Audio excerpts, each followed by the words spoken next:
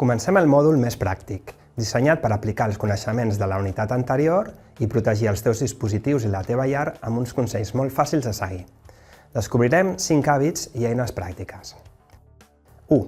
Entendràs les mesures de seguretat i la resiliència digital. Descobriràs els controls tècnics com l'antivirus i els controls de comportament, com la bona gestió de les contrasenyes, que ens ajuden a estar més protegits digitalment. 2. Aprendràs a protegir l'ordinador i el mòbil.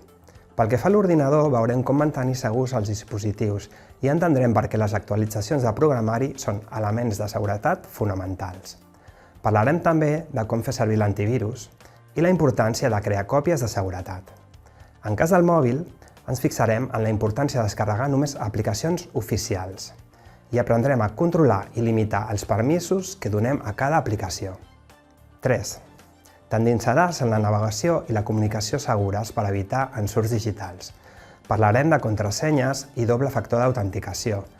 Aprendrem a crear contrasenyes robustes i úniques. També veurem com utilitzar un gestor de contrasenyes i com activar l'autenticació en 2 passos per protegir millor els teus comptes.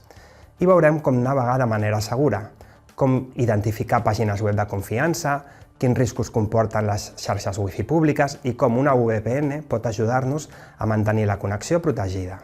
4. Entendràs per què és important protegir la teva privacitat.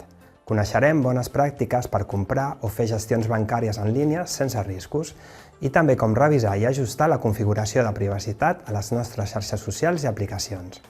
I 5. Coneixeràs com aplicar la ciberseguretat a casa.